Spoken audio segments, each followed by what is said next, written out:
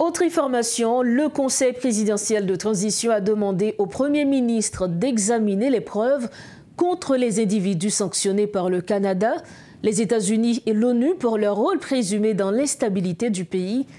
Le gouvernement prévoit d'ouvrir des enquêtes et d'engager des poursuites pour les traduire en justice. Cette décision concerne également les dossiers de ressortissants accusés de collusion avec ces groupes. L'ancien ministre de la Justice, Maître Michel Brenache, est avec nous pour analyser la situation. Maître Michel Brenache, bonsoir. Merci d'être avec nous. Bonsoir Osberlin, c'est avec plaisir que je participe avec vous à cette émission.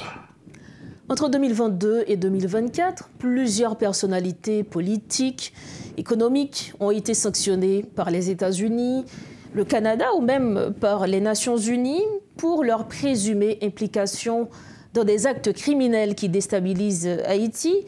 Et aujourd'hui, le président du Conseil présidentiel de transition, M. Leslie Voltaire, veut engager des poursuites judiciaires contre les sanctionnés. Par quel mécanisme, selon vous, cela peut être possible? Notamment en se référant à la législation haïtienne.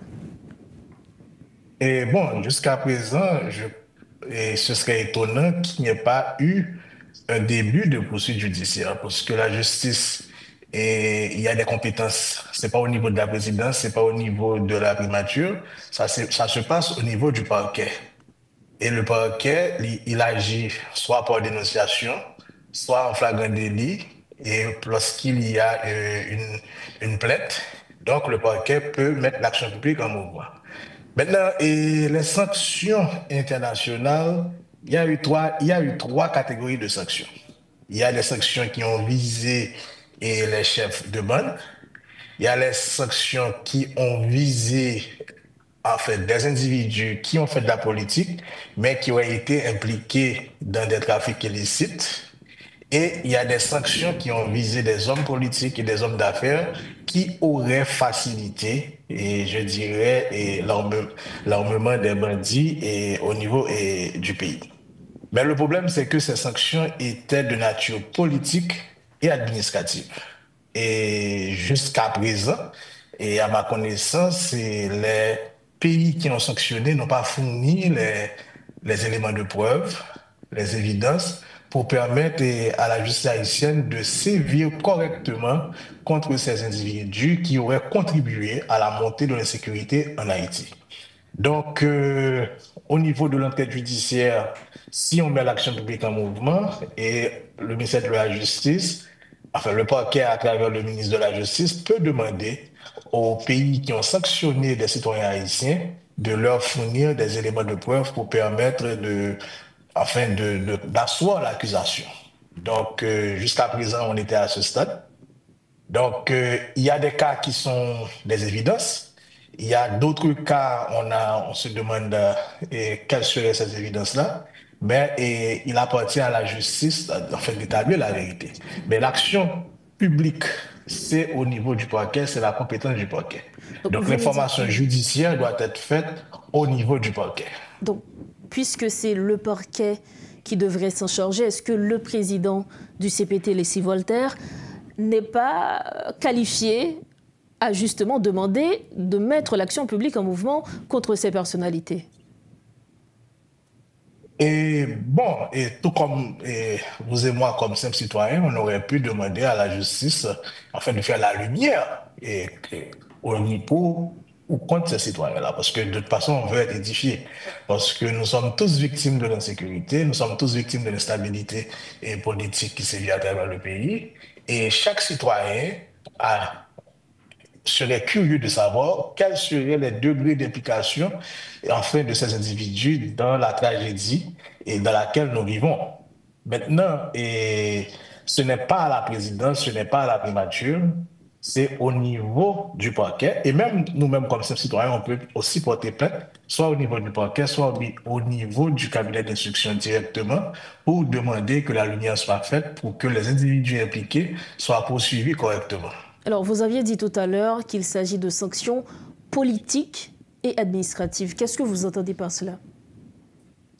Parce que dans tous les cas, et à ma connaissance, il n'y a eu aucune action judiciaire au niveau des pays concernés. Par exemple, au niveau des États-Unis, et les sanctions concernent l'OPIC, les transactions financières et également la possibilité de s'établir ou non aux États-Unis ou bien d'avoir un visa américain. Mais il n'y a eu aucune action judiciaire entreprise au niveau de ces pays-là. Donc c'est pourquoi je parle de sanctions administratives et politiques et non pas de sanctions judiciaires parce que les sanctions judiciaires, ça se passe au niveau des tribunaux. Alors, Et ce n'est pas le cas jusqu'à présent. Alors, toujours parlant de l'aspect politique, est-ce que du côté d'Haïti, si cela justement, si les démarches sont entreprises, est-ce que, selon vous, on ne risque pas d'entendre en boucle qu'il s'agit de persécutions politiques, notamment dans un contexte où les élections approchent, selon certains observateurs, on essaie d'écarter un petit peu ces personnalités influentes, ces personnalités politiques qui sont influentes? Et il y a 20 ans de cela, et il y a eu des actions pareilles pour poursuivre des citoyens haïtiens qui étaient en position de pouvoir. Et il y a eu plusieurs condamnations au niveau des États-Unis d'Amérique pour trafic de drogue et blanchiment. Là, c'était des actions judiciaires. Maintenant, pour l'instant, on n'a que des sanctions administratives et politique. Maintenant, est-ce qu'il s'agit d'une communication politique pour demander maintenant au parquet de mettre l'action publique en mouvement? Certainement. Mais le parquet va agir en fonction des évidences, en fonction des éléments qu'il aurait qu'il aurait. Quand je parle du parquet, je parle des 18 juridictions parce que si une infraction a été commise au Cap haïtien, c'est le parquet du Cap haïtien qui est compétent. Maintenant, ce qu'il faut voir, est-ce qu'il y a des évidences, est-ce qu'il y a des éléments de preuve, est-ce qu'il y a des indices? Donc, ça m'étonne que depuis 2022, l'action publique n'avait pas été mise en mouvement contre ces individus accusés à tort ou à raison par des gouvernements étrangers. Comme dernière question, Maître Brunache, quelles sont selon vous les chances d'aboutissement de cette démarche?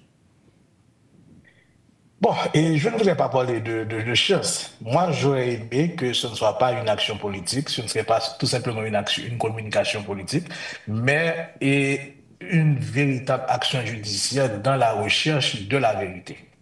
Donc, nous avons besoin de cette vérité judiciaire, juridique, pour connaître les causes, pour mieux comprendre, pour mieux appréhender les causes de nos malheurs.